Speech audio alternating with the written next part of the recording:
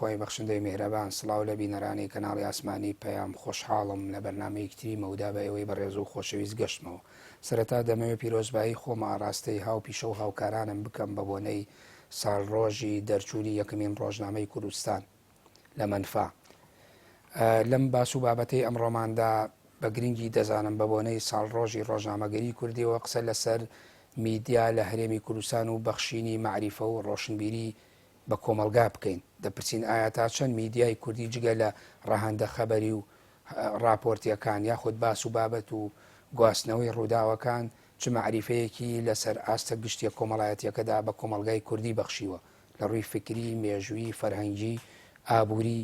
لایەنە کۆمەڵایەتیەکانیش. ئایا میدیای کوردی ئیشیان بۆ ئەوە کردووە لەسەر ئاستە گشتە کۆمەڵایەتیەکە لایەنی ڕۆشنبیری کۆمەلگایە خود تاک بەهێز بکەن؟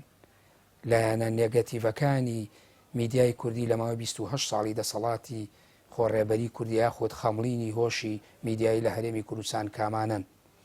هەوڵ دەدەین لەم بەرنمەیەدا قسە لەسەر ئەم باس و تەوەرانە بکەین بە میوانداری هەریەک لە بەڕێزان دکتۆر شێرکۆ جەبار توێژەر لە بواری میدیا، مامۆستا ئەرسەلان سەیزادە توێژەر لە ڕۆشنبیری ئیسلامی. خۆشحاڵم بۆ ئەم دەرفەتە کە ئەمڕۆ لەم بەرنمەیە ئامادەبوون. دکتۆر شێرکۆ دەکرێت بپرسین ئایا میدیا لە هەرێمی کوردستان بۆ خۆی توانیویەتی لە ئاستە معریفی ڕۆشنبیریەکە یا کاریگاری لەسەر کۆمەلگا دروست بکە؟ هەروەکو ئێستا یادی ڕۆژنامەنووسی کوردی و کاتی سەیری ژمارەکانی ڕۆژنامەی کوردستانەکەین لە ڕووی ئەدەب، لە ڕووی زمانەوانی، لە ڕووی ئاین، لە سەر ئاستی تێگەیشتنی هۆشی نەتەوەی و نیشتیمانی ڕۆڵێکی کاریگەری بینی وەکو توراسێ بۆ ئێستا ماوەتەوە. ئایا میدیای کوردی بۆ خۆی ئیشی لەسەر ئەمە کردووە؟ بەڵێ، سەرەتا دەستخۆشی لە جەنابەت بۆ ئامادەکردنی ئەم پرسە گرنگە بە بۆنە یادی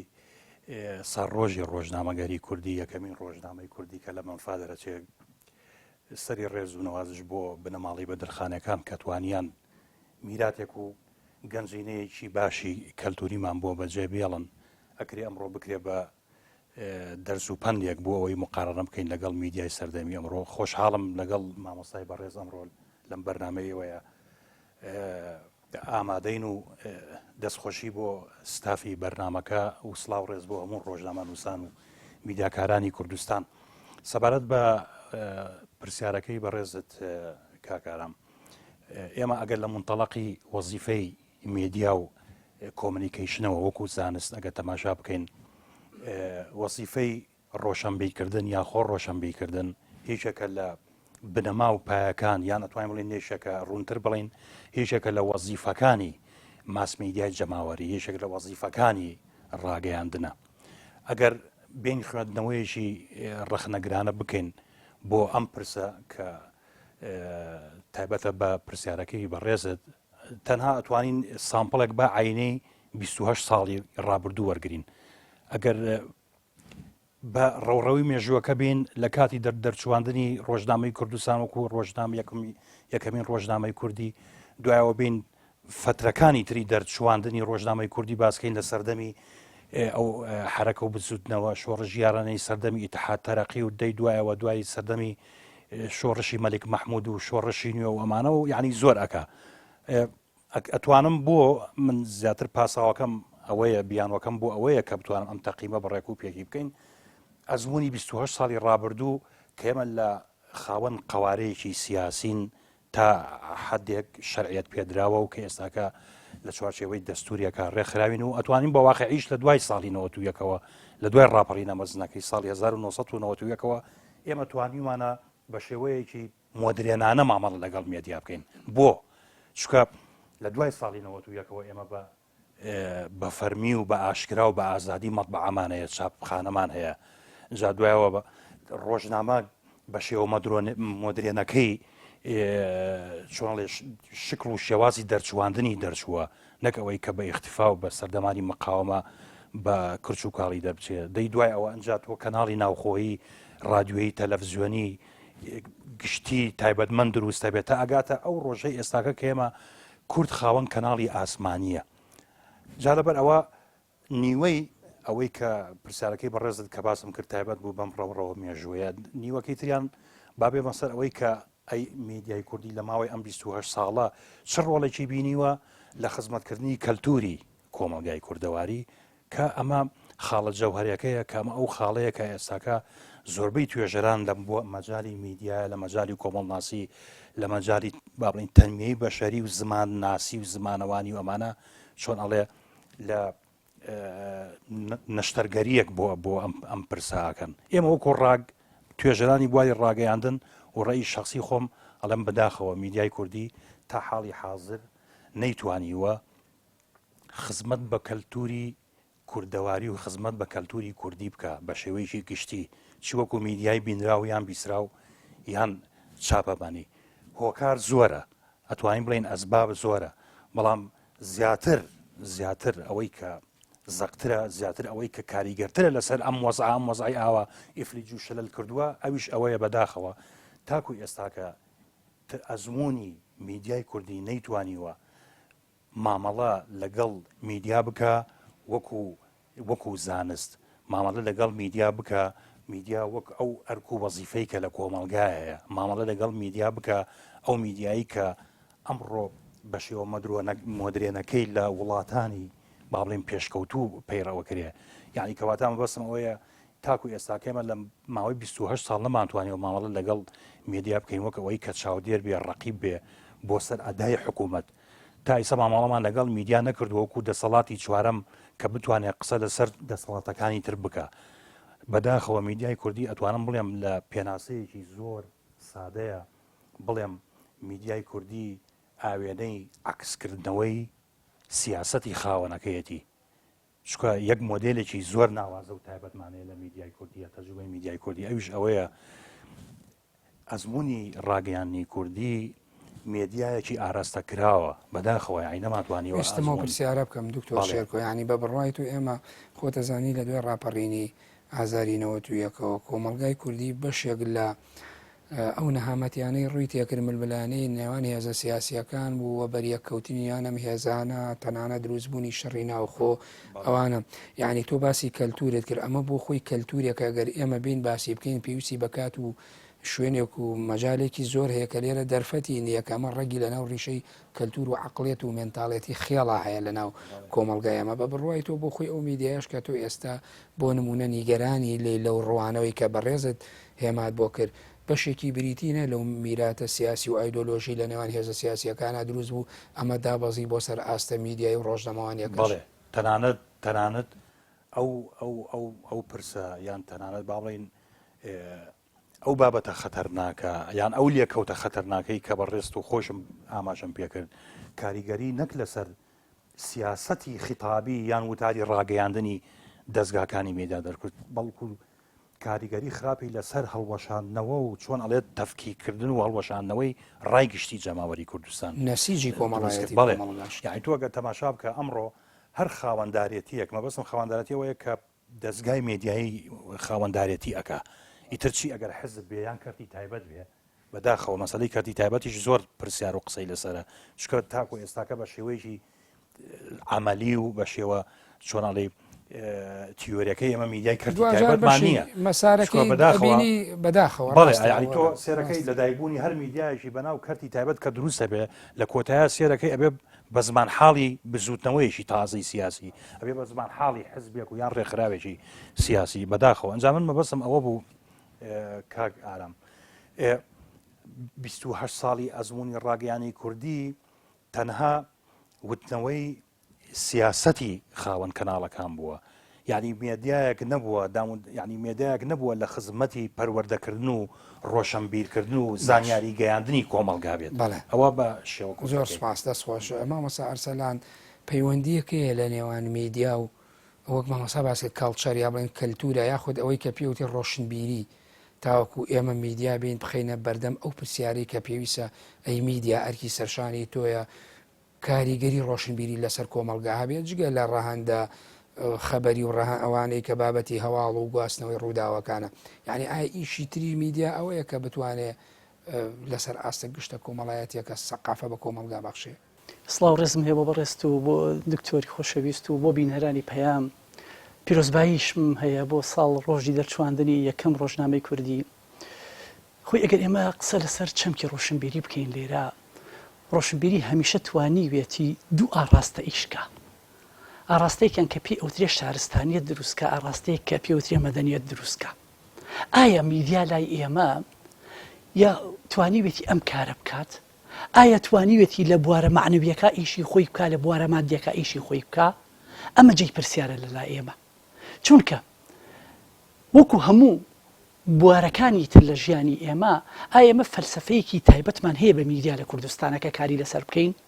ئایا نەخشە ڕێگەیەکی بۆ دەستنیشان کردوین کە ئەم میدیایە لە کوێوە دەست پێ بکە و بەرەو کوێوە بڕوا؟ ئایا لای ئێمە تاکو ئێستا میدیا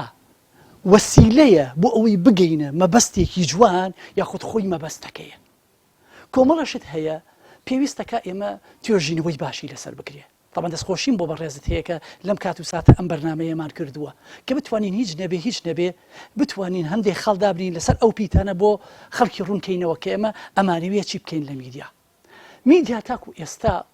بەڕاستی نەیتوانیوە پەیامەکانی خۆی بگەیەنێ، نەیتوانیوە هەدەفەکەی خۆی بگەیەنێ. تاکو ئێستا تۆگە دیقەت بیت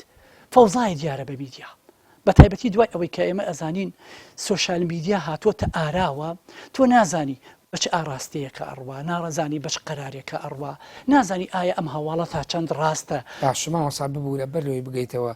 ئەوەی کە قسەیەکی عامەیە پەیوەندی نێوان سەحافە و سەقافە. من پێم خۆش بوو بەڕێزی لەبەرەوەی پسپۆردێکەوە بواری توێژینەوە لەسەر سەقافەیە. ئەم ڕایاڵەیەمان بۆ یعنی زیاتر بۆ ڕوونکەیتەوە بۆ یارمەتی مامۆستاش بێ و بینەریش باشتر لە وێنە گەورەکەی بەرنامەکەمان تێبگەنی پەیوەندیەکەی نێوان سەحافە و سەقافە چی؟ زۆر باش. ئێمە ئەگەر بێت و قسە لەسەر چەمکی سەقافە بکەین، سادەترین پێناسە بۆی سادەترین پێناسە کە ئێمە بیکەین، زانایەک ئەڵێ بۆ منە قەڵەمێکی داربێنی،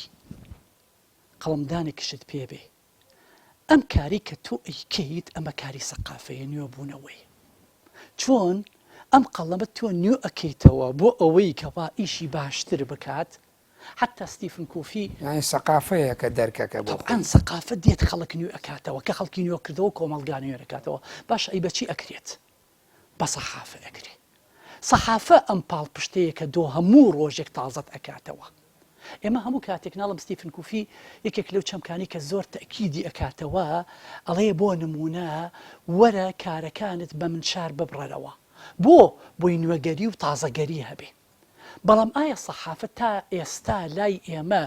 توانیوێتی لە هەموو بوارەکانە خزمەتکە؟ ئایا ئەم سەردەمە نوێیە کە سەردەمی خێرایی پێ ئەوترێ مەجای سەحافە ئەدات؟ بۆ نمونە بەڕێزت لە ئەکاونتەکەی خۆتا بابەتێک بڵاو ئەەکەیتەوە، بابەڕم پێ ئەەکەیت، ئەگەر دەدێڕ بێ 6 خوێنەرت نییە بووی، ئەگەر ڕسمێکی عائیلی خۆدا بزێنی چەند لایک و کۆمنتت هەیە بۆی. کەوتە لای ئێمە ئیستیخدامی بابەتەکە ئیستیخدامێکی جوان نییە. لای ئێمە وای لێ هاتووە نازانین تا ئێستا بۆچی ئەمە بەکار ئەهێنین کە ئێمە ئەڵین بۆ نمونە ڕاگەیاندن یاخود ئیعلام ینی ئاگادارکردنەوە کە من دێت ئێستا ئەمڕۆ بۆ نمونە لە سلێمانیە کە شاری ڕۆشنبیریە و پایتەختی ڕۆشنبیریە ڕێپێوانێک کراوە. بۆچی کراوە؟ ئایا سەحافە و ئیعلام لە خزمەتی ئەم ڕێپێوانە کراوە کە مافی هەر هەمومان بووە؟ ئایا کاری بۆ کراوە؟ ئایا پێشەکی بۆ کراوە؟ ئایا بەرنامە ڕێژی بۆ کراوە؟ ئایا مەودەکانمان بۆ دیاری کراوە؟ کابەتە ئێمە ئەڵێین پێویست ئەکا هەموو کاتێک ئەگەر بانێ هێر گۆڕانکاریە بکەین ئەبێ پێش ئەوە ئێمە بین ڕۆشنبیرانە کار لەسەر ئەو بابەتە بکەین. ئامادەکاریەکە بوو لە مامۆستا سەلان کەواتە ڕێگرەکە بەر لەوەی کە بەڕێزت هێمات بۆ کرد کەواتە بێ ڕێگرەکان بدۆزینەوە بزین کامانە ڕێگر و کۆسمن لە بەردەم ئەم گەشەکردنا و ئەم عقلێتە بەڕێزن نمونەی وێنەکانی ناو تۆڕی کۆمەڵایەتی دێنایە یانی بووای لاتوە خەڵک نەخوێنێتەوە تااقەتی دەدێڕی نەبێ. من خۆشم بۆ خۆم هەمووتارە نووسم چەند نامم بۆ یڵە داوای لێبوردنەکەم هەر لایکێکم لە دەزێگم ناتوانم هەموو نوێنمەوە. یانی بەڵام وێنەیەکی خۆت و شوێنیش عیلەیە وێنێکی تایبەت دانێ بۆ خۆی بەدەیان کۆمنت و لایکی بۆ دێ. ئەمە لەکوێ خەوشەکە لەکوێ دروست بوو؟ خۆی مشکلەکە لەوایە هەرچەنە خۆ دکتۆر ئایامش پەیوەندی بە کەلتور و تێگەشتنەوە خۆی ئێمە ئەبوایە بەجددی ئێمە کاتێک کە هاتوونێتە سۆشال میدیاوە بە فەوزە هاتوین. ئایا تا ئێستا ئەکادیمیەن لە کۆلێژەکانی ڕاگەیاندنە بابەتی هەیە دەربارەی ئەو بابەتە ئاراستەکانیمان دەستنیشان بکە کێ ئیشیتیا ئەبکە بەچ قارێکە بمان بە بمانێن گەێنێت شوێنێکەوە تا ئێستا نیمانە ئێمە. لەبەر ئەوە پێویست ئەکا ئێمە جارێکی تر بینەوە لەسەر ئەم بابەتانە قسە بکەینەوە. ئیشی ئێمە ومانانە بە خەڵکی ڕوونکەینەوە کاکە کە هاتووین ئێمە پسپۆڕین لەم بوارە کاکە خۆ ئەمە هەر بۆ ئەوە نییە وێنەیەکی خۆم پیشاندەم من پێویستە کات بزانم ئەم کارم بۆ کوێ ئەڕوە پێویستە کا من چۆن بتوانم ڕای گشتی دروستکەم چۆن بتوانم داوای مافی خەڵک بکەم چۆن بتوانم مافی خەڵک وەرگرمەوە چۆن بتوانم هێمایەکی ڕوون بدەم بە خەڵکی کە میدیا بێتە مەشخەڵێک بۆ ئەوەی تاریکەکانمان لێ دوورخاتەوە ئەی بوارەکانی تر مامۆستا ئەرسەلان بۆ ئێمە لەوانەیە هەندێک بوار هەیە باس و بابەت هەیە بابەتی قوڵە خەڵک حەزەکە بۆ متابعە بکە ببینێ بواری فەرهەنگیە بواری مێژووە فکرە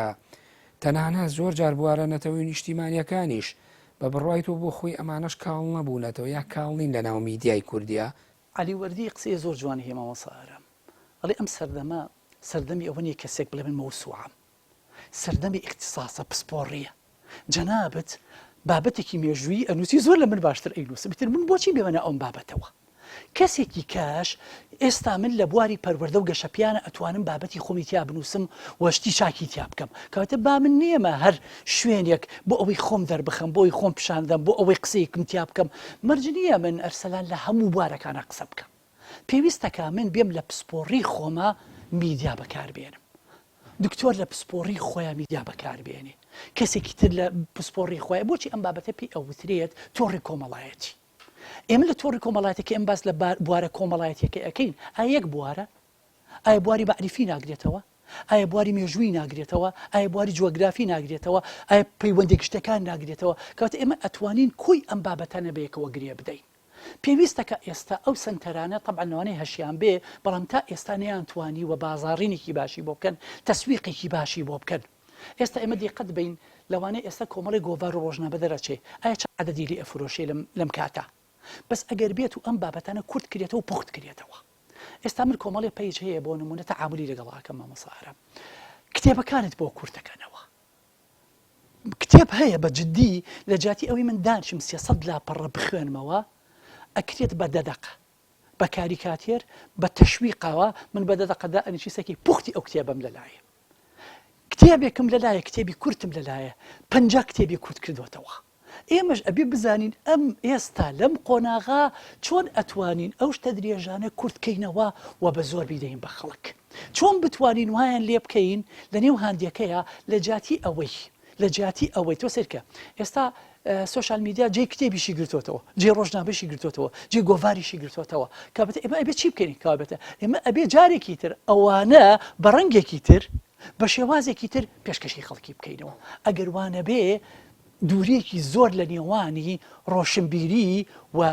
سوشال میدیا دروستە بێ مامۆستا ئارام کاتی خۆی کە من گەنج بووم کتێبێکمە خوێندەوە لەو کتێبە 2 دێڕ شعری تیا بوو بە عەرەبی نسراب العلم صيد والكتابة قيده قيد صيودك بالحبال الواثقة فمن الحماقة أن تصيد غزالة وتتركها بين الخلائق طالقة بكردي عليه زانست نيتشيرة بەڵام چی ئەم نێچیرە کۆکاتەوە نووسینەوە باوەڕ ئەەکەم هەم دکتۆر هەم بەڕێزت هەم ئەو خەڵکی کاتی خۆی ئەیدوێنین کات خۆی کە کتێبمان ئەخوێندەوە ئێمە چیمانە کرد کورتێکمانە کردووە لە دەفتەرێکە ئەمان نووسیەوە جاری وا هەبوو تۆ بۆ بابەتێک ئەگەڕایی باشە خۆ من ئەم شتم کورتکردێتەوە بۆ نەگەڕێبەوە بۆ ئەو نووسینەی خۆم ئێستاش ئێمە ئەبێ بە شێوازێکی تر ڕۆشنبیری ئەمەنە فراوان بووە میدیا ئەوەنە فراوان بووە چۆن بتوانین ئیسفادە لە مۆزع بکەینەوە چۆن بتوانین ئێمە پەیامێکمان هەبێ لە ئاڕاستەکردنی بابەتەکانمانە باشە جاری وا هەیە ئەم ماوەیە کە ئێمە لە ماڵەوە بووین چەند سەعات لەسەر سوشال میدیا بووین توانیمان چی پێشکەشکەین توانیمان چ قەنەعەتێ بۆ خەڵک دروستکەین توانیمان چ بەرنامەیە پێشکەشی خەڵک بکەین کابتە لەوانەیە ئێمەش کەم تا زۆرێکە خۆمان بە نوخبە دەئانین ئەم نوخبەیە بتوانێت ئاڕاستەی خەڵک بکەن ڕاستە سپاس دکتۆر شێرکۆ بە بڕوای تۆ ئەوەی مامۆستا ئەرسەلان هێمای بۆ کرد ئایا بۆ خۆی میدیا بەس وەزیفەکەی ئەگەر کۆمەڵی ستانداردی گشتیە بریتە لە هەواڵ و راپۆرت و گواستنەوەی ڕوودا و یاخود ئاستە ڕۆشنبیریەکەشی بۆ خۆی زەرورەتێکە و پێویستە هەبێت کە بۆی یعنی سەقافە و معریفە بە کۆمەڵگا ببەخشێت بەڵێ من ئاماژەم پێکرد لە بیدایەتیش ینی وتم زانستی ڕاگەیاندن یان زانستی کۆمونیکیشن و گەیاندن خۆ لە ئەساسە هەر 4-5 وەزیفەیەشی بۆ تەحدید کراوە یعنی وەزیفەی ستاندارن یعنی ڕاگەیاندن ئەمە کرێ ئەزمموی ڕاگەیانی کوردی تەنها یەک ئاراستەیەکی وەک ئەڵێ تاکلایانی گردی بێ کاویش هەواڵ و زانیاری گەیاندن و ئەویش دەرەنجامی ئەو ملمەلانیە و سراع سیاسیانەی کە لە قواری سیاسی ئەم هەرێمەتیای بووە هەر لە دوای نۆتوێک و تاکو ئێستاکە بەداخەوە یعنی ئەکرێت بڵێم وەزیفەکانی تر ڕێژەین تا حەدێک ناحەقیە بڵین نەبووە نەکراوە ئەو وەزیفە نەگەیاندووە بەڵام بەداخەوە لەو ئاستە نەبووە لەو ئاستە باسی شتێکی گرنگت کرد ڕژان کاڵچار یا بڵین کەلتور بۆ خۆی کەلتور کۆی ئەمانە لە ژێر چایە و لە ژێر ئەو چەتری کەلتورا کۆ نابێتەوە بەڵێ اینجا کاگارم ئێستاکە ئەلێرەوە دەست پێەکەم اینجا با بێم ئەو ڕەبتە بکەم کەویش ڕاگەیاندن چی ڕەبتی لەگەڵ کەلتور هەیە لەگەڵ ڕۆشنبیری یان ئێمە بە زمانی زانستەکەی ئیعلام پێڵین المعالجە الإعلامیە یان چۆن لێ مامەڵی ڕاگەیاندن لەگەڵ کەلتورە لە سادەترین پێناسە ئەوەیە کە میدیای کەڵچەری یان میدیای کەلتور ئەوەیە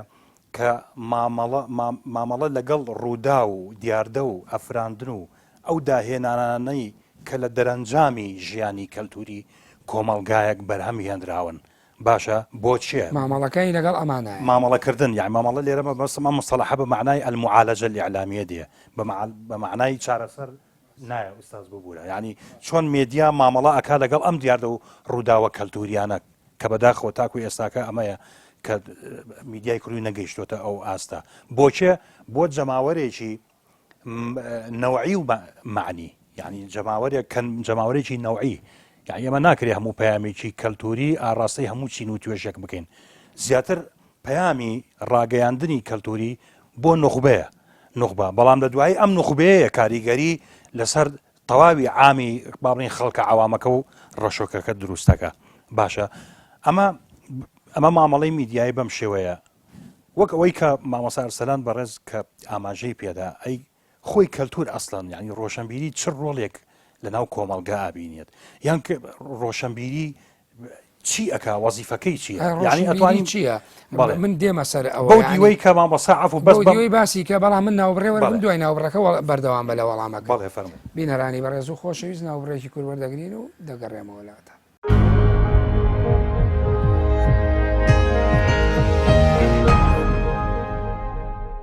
دووبارە سڵاو مامۆستا لە ناوبڕەکە ببوورە ینی ویستی بەردەوامی لەسەر مەسەلەی بۆ خۆی کەلتوری ئاوین سەقافەکە چییە ڕۆشنبیری چییە جا من ویستم ئیزافەتان یان بۆ دەوڵەمەندکردنی ئەو دەستەواژەی مامۆستا ئەرسەلان باسی کرد یعنی لە سادەترین پێناسەیە کەلتور یان کە پێناسەی کەلتور بۆ هەر کۆمەڵگایەکەی ئەوەیە کە تۆ چی ئیزافەیەک ئەکەیتە سەر گەنجینەی زانستی فکر و معریفەی کۆمەڵگا ئەوەیە مامۆستا نمونەیەکی زۆر سادە و بچووکی هێناوە یعنی هەر شتێکی نوێگەری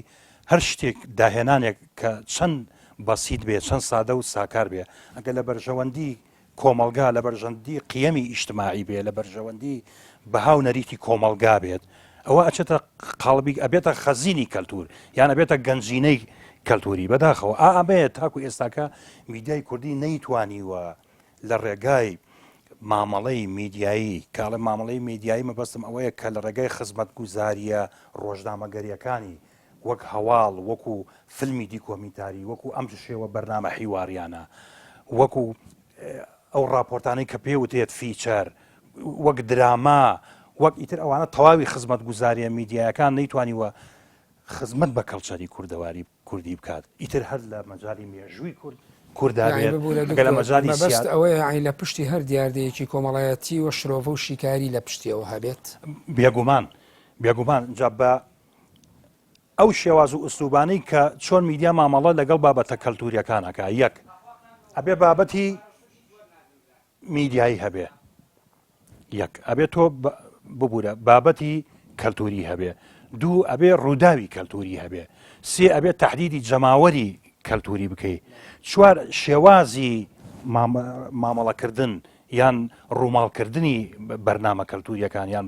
بابەتە کەلتوریەکان ئێمە وەکو تەجروبەی بابڵین کورد کامەڵم کورد من تەواوی هەر چوار پارچەی کوردستان مەبەستم یعنی باسەکەم ئەوەی کە میراتی کەلتوری کوردوواریە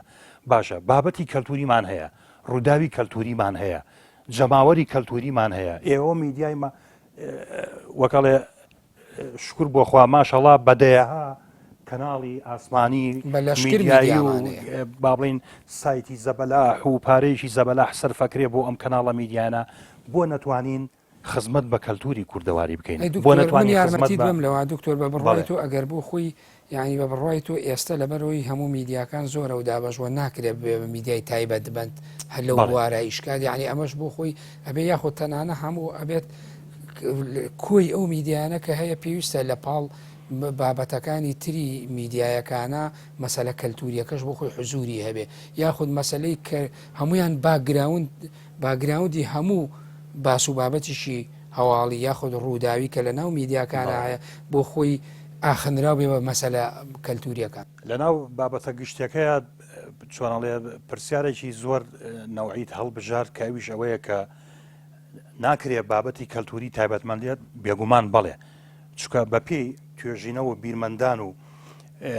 توێژەرانی با بڵین چۆنڵێ زانایانی بواری گەیاندن و کۆمەنیکیشن سووری مێدیا یان سووری پرۆسی ڕاگەیاندن سووری ژیانی پرۆسی ڕاگەیاندن لە کۆتاییە ئەبێت اختصاص بێ پسپۆڕی بێت تایبەتمەندی بێ ئەو سەردەمە بەسەر چوو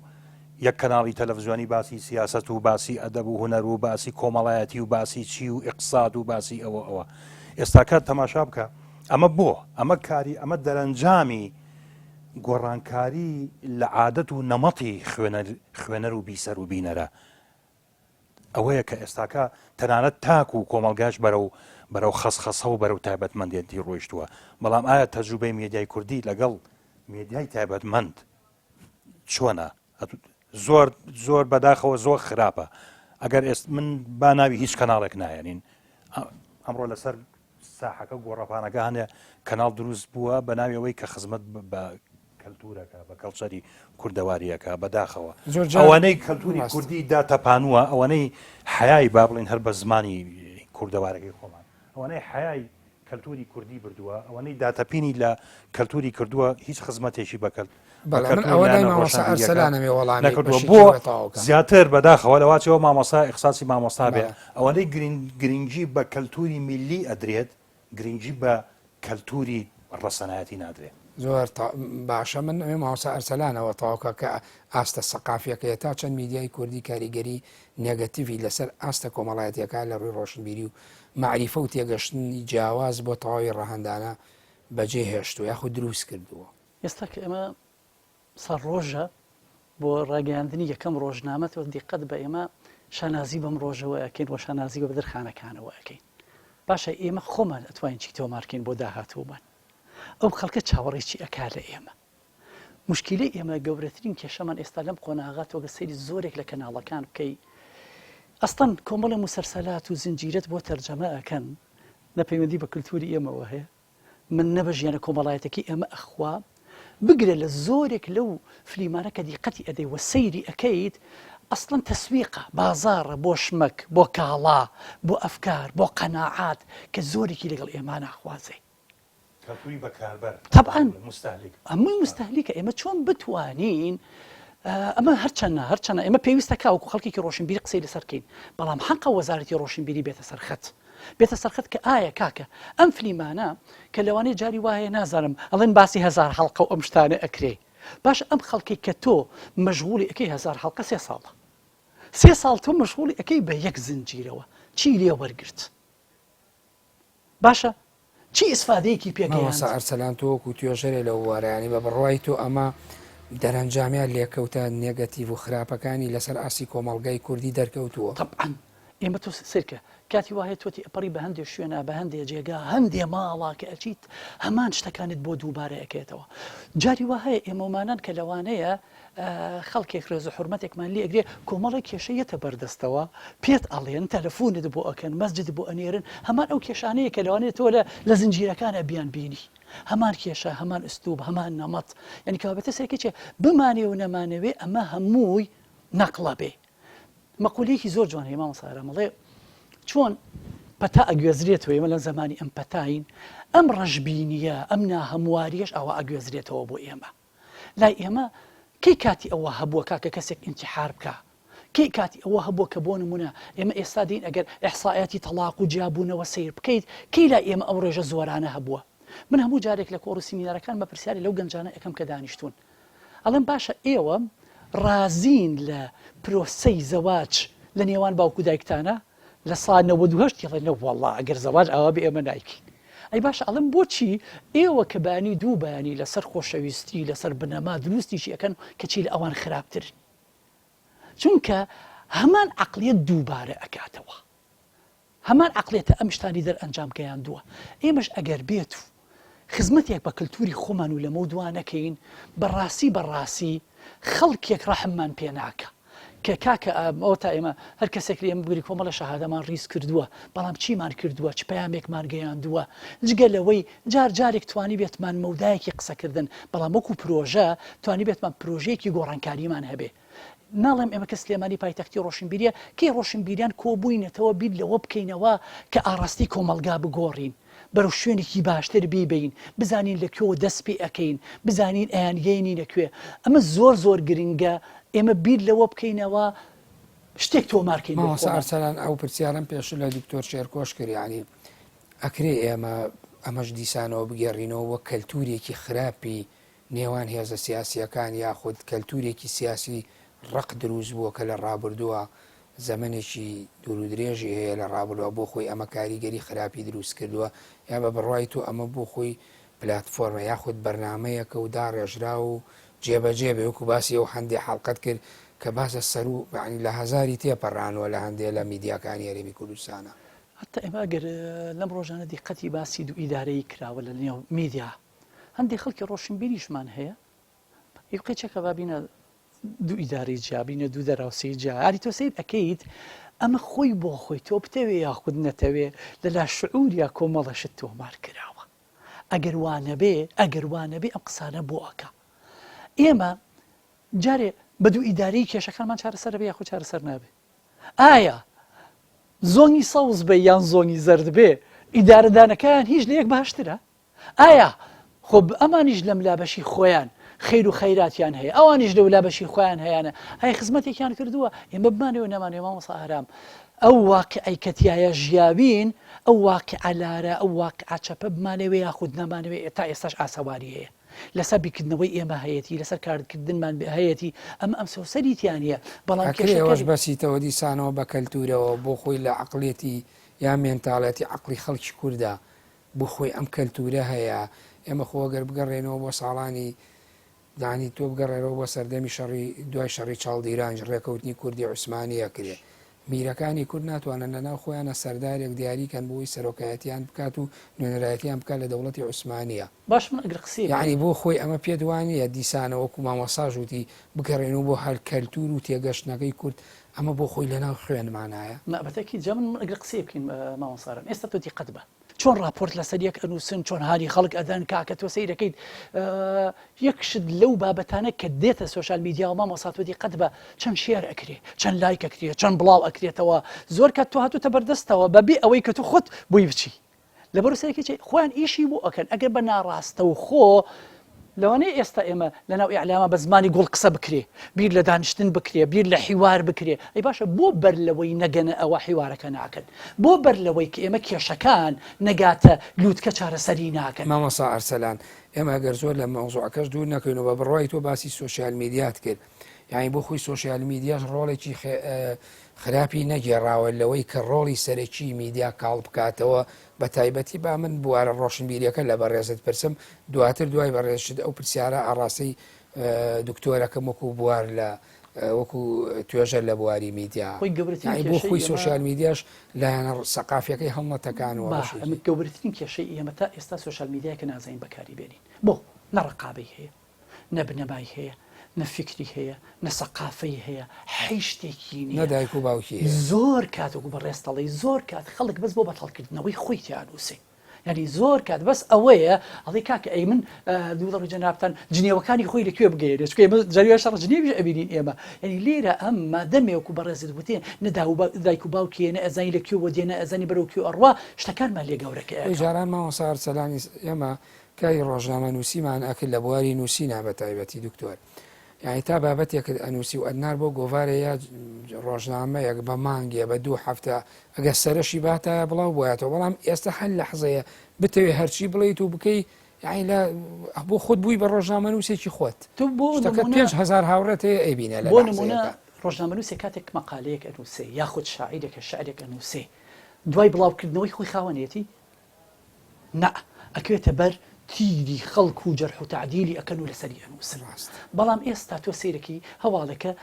جەنابەتەی گێنی بە منی گێنم بە دکتۆر و هەر کەسێ بڵاویش ئەبێت و نازین ئەم هەواڵە تا چ ڕادەیەک ڕاستە ئایا ئیسفادەمان کاریگەری لەسەر ئاستە سەقافی و معریفیەکە دروست کردووە 100% ئێمە ئەبێت جارێکی تر بە خۆمانەوە بچینەوە ئاستی ڕۆشنبیریمان بەرزکەینەوە بۆ ئەوەی بتوانین کولتورێکی جوانتە تۆمار بکەین بۆ ئەوەی بتوانین داهاتوێ تۆمارکەین کە بەیانی دوو بەیانی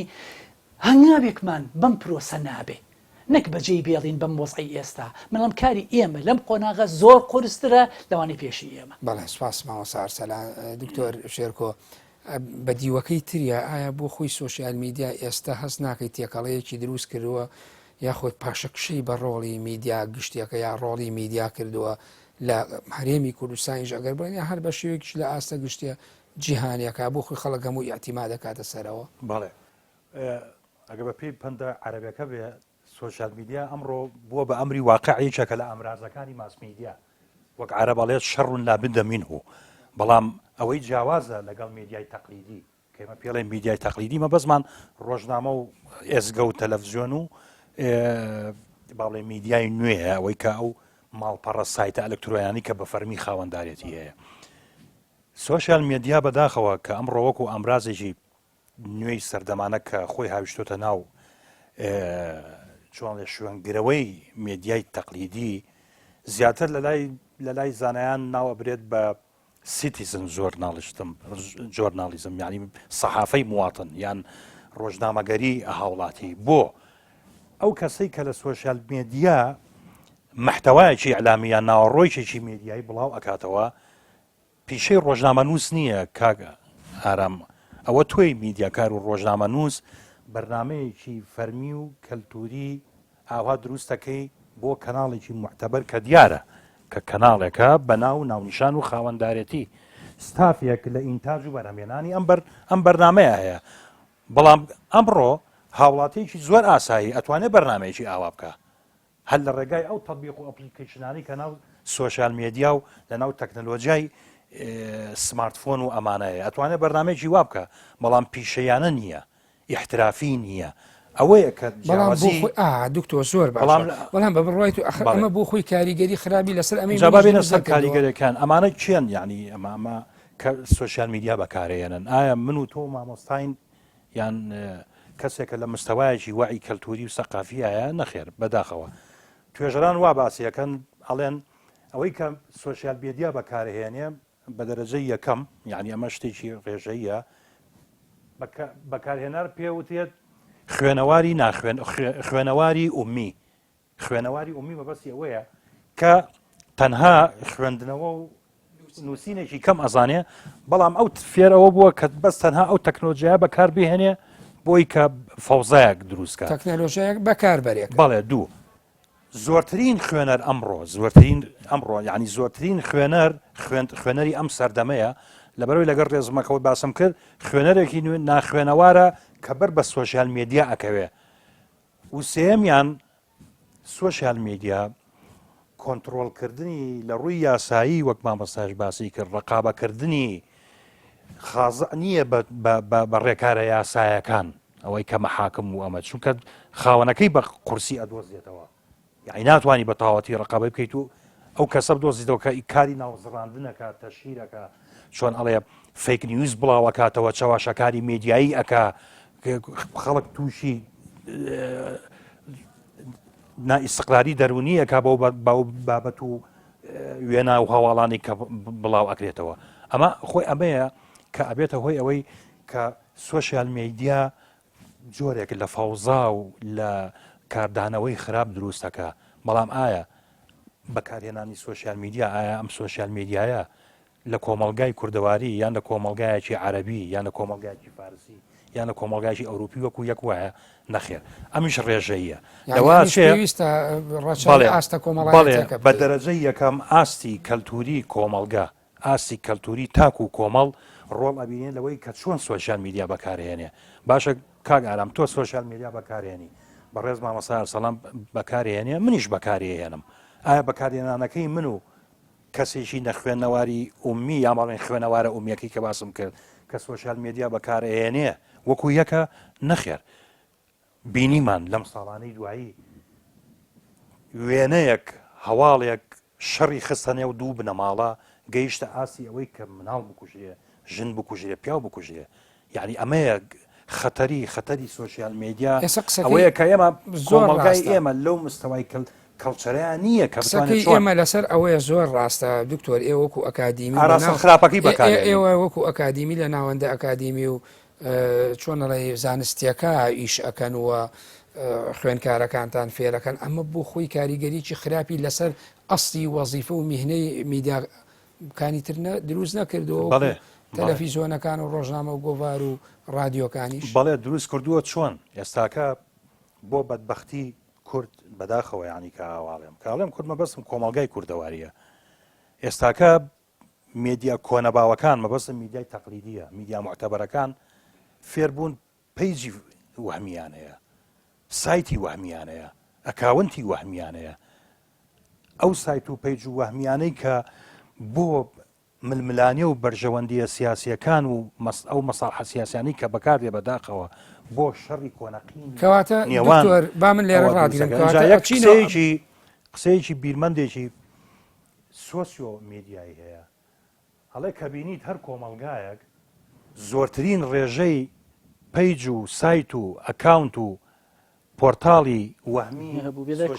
هەبێ ئەوە بزانە ئەو کۆمەڵگایکی زۆر ناکامەڵی کەلتوریە جا بەداخەوەمە لەسەر کۆمەڵگای کوردیە نەگەر کۆمەڵگای کوردیش مە بەسم با بڵین بەعام ئەو کۆمەڵگانی کە پیانەوە دێت کۆمەڵگای پەراستێن کۆمەڵگانی کە پیاوێت جیهانی با بڵین وڵاتانی گەشوە لە العالم الثالث یان جیهانی سێم و یاکری ئەوانەی کە زیاتر ئاستی کەلتوریمان بەداخەوە کەواتە دکتۆرە چینەوە سەر ئەو ڕایی ئەگەر ئێمە تۆزێ قوڵی کەینەوە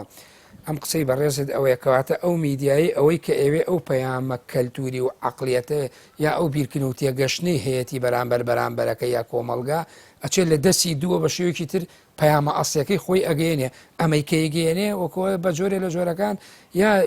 بەکارهێنانە یا خود ماسکێکە بەکارهێنێ بەرامبەر بەقەڵ بەڵێ ئەمەشکە ئێمە لە ناو جیهانبینی میدیای پێوتێت چاواشەکردنی میدیا یان چاواشەکردنی فاکت حقایق چاواشەکردنی سوپاس ڕاستیانە بەڵێ ماوەسا ئەرسەلان ئەو منەوەی بەرنمەکەم بەرەو تەواو نەچێمەوێ بە باسی ئەوەمان بۆ بکە یاخود ئەوە لە بینەر بگەن ئایا ئێمە چۆن ئەتوانین ئەم ڕۆحە سەقافیە کە میدیا پێویستە بە کۆمەلگای ببەخشێت چۆن جا ئەکرێتەوە لەو شێوە باوە ئامەی کە مامۆستا نمونەی ئەو بیرمەندەی هێنایەوە کە لە بواری سۆسیۆ میدیا قسەی لەسەر ئەوە کردووە کە هەر کۆمەلگایەکە زۆرترین بەکارهێنەری تۆڕی کۆمەڵایەتی بێ بە شێوەیەکی گشتی و پەل بەهایە بۆ هەمووی بۆ خۆی کۆمەلگایەکی ناکامڵ و پەشێوە تاحسین قسەی جوانی هەیە ئەڵێ ئەسلوب هو الرەجل شێواز تعبیر لە کەسەکەیەکە هەر میدیایەکیش تعبیر لە خاوەنەکەیەکە ئیتر ئایا ئەم میدیایەکی فەرمیە یاخود میدیایەکی تاک کاتێک کە تۆ گوزەری ئەەکەی بە ناو لاپەڕەکەی ئەرسەلانە ئەو کات بۆ دەرەکەوێ ئەرسەلان بایی چەند کاتێکش گوزەر ئەەکەی بە هی دکتۆرە هەر دەزانی بایی چەند کاتێکش گوزەر ئەەکەین بە هی خەڵکی کە هەر ئەزانین بایی چەنە لەبەر ئەوە میدیا ئەبێ شناسی خۆی ڕوون کاتەوە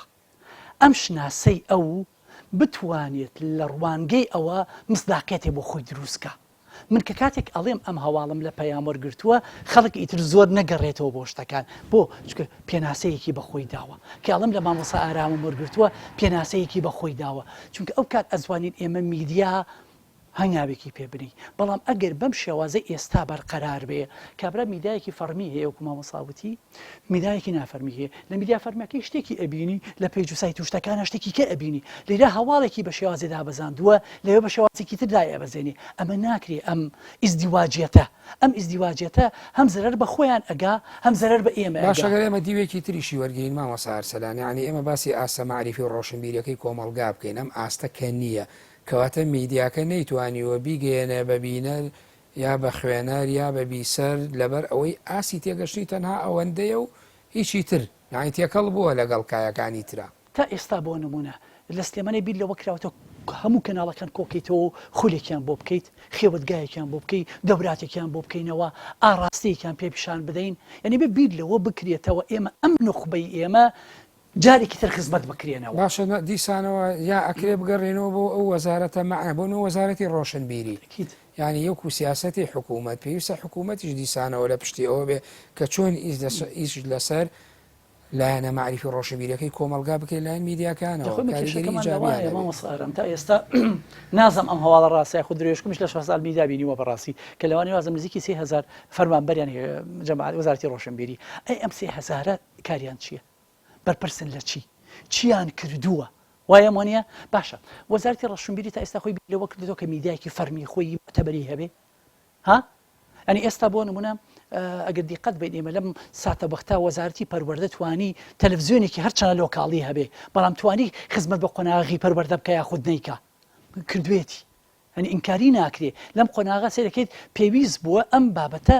بۆ خۆی بگاتە شوێنی خۆی هەروەها وەزارەتی ڕۆشنبیریش ئەبوایە بیری لەوە بکردایەتەوە ئیشی وەزارەتی ڕۆشنبیریار ئەوە نەبێ کاکە ئادەی من مۆڵەت بم کەناڵە و مۆڵەت لەم کەناڵە بسێنمەوە وایە وانە ساڵانە ئادەی کاکە باجەکان و ڕسومات و شت لێ وەرگرم ئەی کاکە تۆ نابێ بیر لەوە بکەیتەوە ئاڕاستەی ڕاگەیاندنت بەرەوکی ئەڕوا خیتابی ڕاگەیاندنت بۆ کوێیە مامۆستا ئارسەلان ئێستا بۆ منە ڕۆژی جیهانی کتێبیشە من بە کورتی ئەمەیە وەڵام بیتەوە مای بەرنامەکەم تەواو بۆ ئێستا ڕۆژی جیهانی کتێبیشە لە پاڵ یادی ڕۆژنامەنووسی کوردیە بە بڕوای تۆ ئەو معریفەیە ئەو سەقافەی کتێبیش لەسەر ئاستێک ئەگەر لەسەر ئاسی دەستە بژێر بڵێن لەسەر ئاسە شتەکەی بە کۆمەلگایە بەخشێ بە بڕوای تۆ بۆ خۆی میدیاش یعنی ئەتوانێت ئەو ڕۆڵی کتێب کەم کاتەوە یاخود بۆ خۆی ئەوەش باس و بابەتێکی تر قسەی لەسەر بکرێت وڵی لە قۆناغی ئێستاناڵم گەورەترین کێشە ئێمە میدیا بۆتە سەرچاوی ڕۆشنبیری لەم قۆناغا هەرچەنە لە ئەسڵی ئەسڵان میدیا ناتوانێت سەرچاوی ڕۆشنبیری بێ بۆ چکە دائیمەن شتی کاتیت پێ ئەدا و ئەم شتە کاتیانیش زوو لای تۆ دەرئەچێ یعنی زانستێکە ئێمە مامۆستا ئەو شتێک کە ئەیبیسم من لە سا حەوتم بیر ئەمێنێ تۆ دیقەت بە ئەو شتێک کە ئەیبینم لە سابیستم بیر ئەمێنێ ئەو شتێک کە ئەیبیسم و ئەیبینم و تەعاملی لەگەڵا ئەکەم لە سا 85 لە بیر ئەمێنێ دەی تۆ ئەگەر دیقەت بیت ئێستاش خو ئێمە ئەگەر هەتا من تۆ شتێک ئەخوێنینەوە لێرە لەگەڵ کتێبێکە کە دائەنیشین لەگەڵ یا وەرەقەیەکمان پێوە قەڵەبێکمان پێیە کامیان سوودمان لێبینیوە کامیانمان لە بیر ماوەتەوە کامیان ویستومانە کە بگەڕینەوە بۆی یەکسە گەڕاوینێتەوە بۆی لەبەرەوە ئێستاش من دیقەتم داوە بە تایبەتی من لەگەڵ کتێبی عەرەبیە تعاملم زۆرە دیقەتم داوە ئەوان بە تایبەتی عەرەب زۆر کار لەسەر ئەوە ئەکەن ئێستا کتێبەکانیان کردو بە کتێبی ئەلەکترۆنی بەس ئایا تا ئێستا لە کتێبخانەی کوردیە ئەم کتێبخانێکی ئێستا لە پشتی ئێمەیە و لە بەردەمی ئێمایە ئەو هەموو کتێبت تۆ دەست ئەکەوێتەوە لە ناو میدیادا لە شۆسال میدیا دەست دەکەوێت زەحمەتە زۆریش ینی سپاس مامۆستا ئارسەلان دکتۆر کۆتا پرسیارم بەڵام بە کورتی وەڵام بیتەوە هەرەوەی مامۆستا ئارسەلان ئایا بۆ خۆی میدیا لە ڕووە سەقافیەکەیەوە بێتە بەدیلی کتێب بەڵێ بە ئاراستەیەک ئەتوانم بڵێم بەڵام بە مەرج ئەوەی کە داڕێژەر و دانەری پلان و استراتیژی وتاری ئیعلامیە ئیتر ئەگە کەرتی تایبەت ویان ئەگەر میدیای حەزبی بێت ئیتر بە بەس بێت بەرنامەی کەلتوری هاوردە ئیتر با بەس بێت بە ڕێگریەک دابنین بۆ غەزوی هەیمەنەی سەقافی ئیتر با بەس بێت بۆ ئەو محتەوای ئیعلامیە هاوردانە مستەهلیکانەی کە زەرەر بە کۆمەڵگەی ئێماگەێنن بەڵێ با ئیتر گرنگی بدێت بە کەڵچەری کوردەواری خۆمان با ئیتر گرنگی بدرێت بە هونەر و ئەدەب و شانۆ و سینەمای کوردەواری خۆمان با گرنگی بدرێت بۆ خەزینە گەنجینە دەوڵەمەنە کەلتوریەی کە هەمانە چی لە ڕووی مێژووی کۆمەڵایەتی سیاسی بایتر بەس بێت میدیای کوردی لە خزمەتی کەلتوری بەکاربەر و مستهلک بێ. بەڵێ سپاس دکتۆر شێرکۆ مامۆستا ئەرسەلان ڕستەیە کە دوت نقطە دانا ناویستە تەواویکیت و چوومە لای ئەگەر تەواویکە ئەوە بە کوردی ئەو مەجالەشت پێە وڵی بەرنامەکەم تەواو بوو ناڵم ئیتر کاتی ئەوەیە بەڕاستی ئێمە بیر لەوە بکەینەوە ئێستا دکتۆر وتی بە مەرج ئەتوانین بیکەین بەس ئەو مەرجەیەتە دی من پێم زەحمەت لەبەر ڕۆشن بیر پێویست ئەکات لە مەولا ئەو کەسی کە ئێوە ڕۆشن بیرە بە دوو ئاراستە ئیشکە ئاراستەیەک ناتوانین ئێمە لە سوسیال میدیا و میدیا بەدەربین ئاراستەیەکیش ناتوانین لە کەلتوری خۆمان بەدەربین لەبەر ئەگەر هاتو بە دوو ئاراستە ئیشمان کرد ئێمە دائیمەن بیر لەوە ئەکەینەوە چۆن مێژوویە تۆمارکەین و چۆن ئاگاشمان لە ئێستاما بێ و کارێکیش بۆ نەوەی داهاتوو. بەڵێ زۆر سپاس بۆ مامۆستا ئەرسەلان سەیزادە توێژەر لە بواری ڕۆشنبیری ئیسلامی، سپاس بۆ دکتۆر شێرکۆ جەبار توێژەر لە بواری میدیا و مامۆستای زانکۆ، سپاس بۆ ئامادەبوونتان لەم بەرنامەیە. بەڵێ بینەرانی بەڕێز و خۆشەویست بەم شێوەیە هاتمە کۆتایی بەرنامەی مەودای ئەم جارەمان بەر لەوەی ماڵاوایتان لێ بکەم دەمەوێت سوپاسی ناوەندی ڕۆشنبیری ڕەهەندکەم کە ئەم شوێنیان بۆ تەرخانکردین توانیمان گفتوگۆیەکی معریفی لەسەر بواری میدیا و بەخشینی ڕۆڵی معریفە و ڕۆشنبیری بە ئاستە کۆمەڵایەتەکەی کۆمەلگای کوردی تاچ ڕادەیە کاریگەر بووە. دووبارە کاتێکی خۆش بۆ هەموو لایەک بەخواتان دەسپێرم.